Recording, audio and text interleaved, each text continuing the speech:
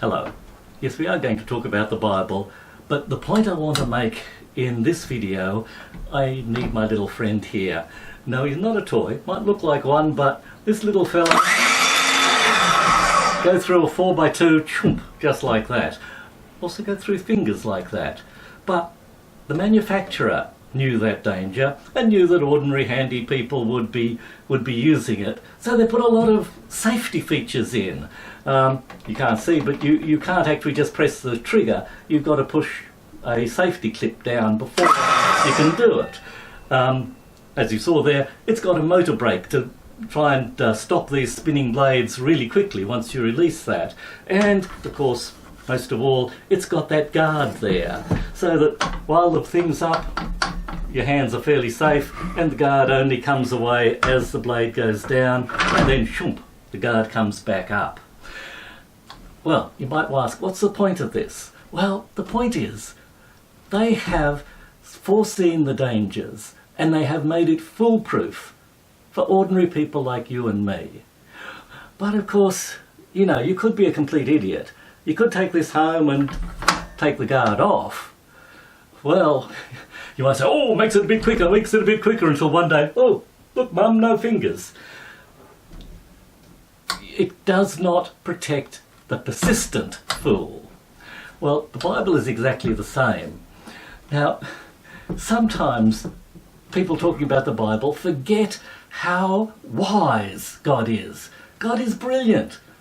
God had foreseen all these little difficulties. He had foreseen that when he gave the Old Testament through the prophets, it was in Hebrew, that it would have to be translated, that it would have to be written out by scribes and copied and copied and copied, and yes, they'd make little mistakes in it, and yes, it'd have to be translated into English, and I guess every translation is really sort of a bit of an interpretation of the translator as well, because you can't go exactly from one language to another.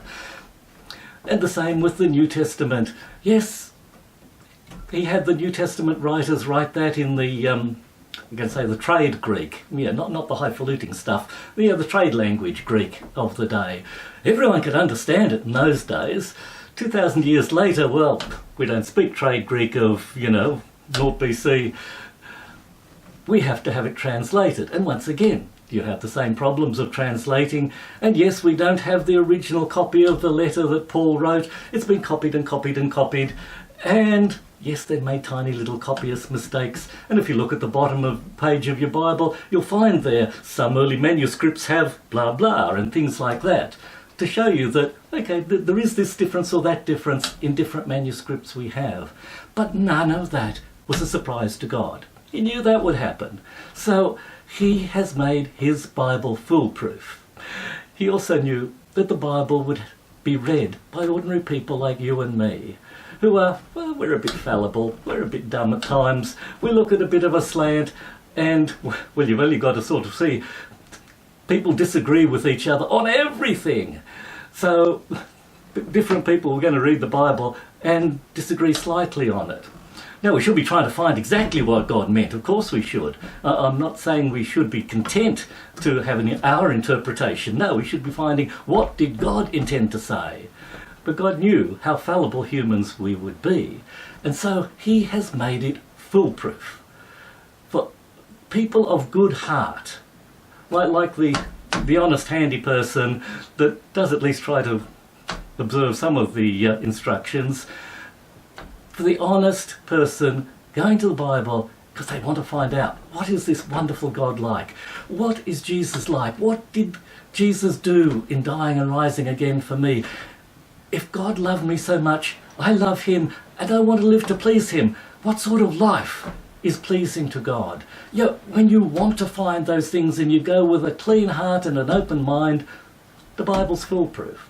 God has said the major things over and over and over again, this way, that way, in this form, in that form, in a story, in a poem, in a direct thing, and in a, he has said the major things so many times, in so many different ways, that the main themes you really cannot get wrong if you're an honest person.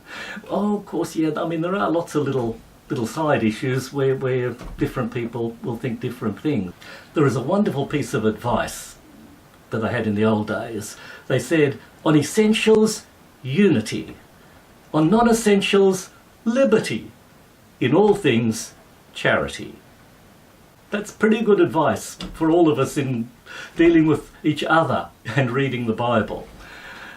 But I said God's made it foolproof. But just as the manufacturer couldn't protect the persistent fool, God doesn't protect the persistent fool.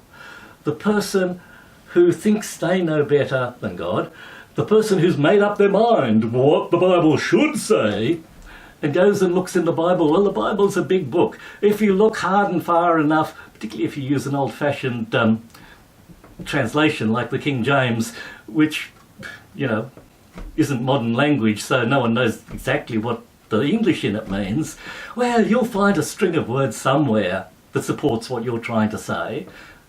Not what the Bible's teaching, it's not what God is affirming through the Bible, but there's a string of words out of the Bible, and if you lift it out of its context, twist it a little bit, you can have something that looks like the Bible is teaching anything. Okay, that's the persistent fool. God does not protect them. And so you always have to beware of false teachers. In fact, the New Testament warns us there will always be false teachers that have twisted the scriptures, that will try and capture disciples to go after themselves.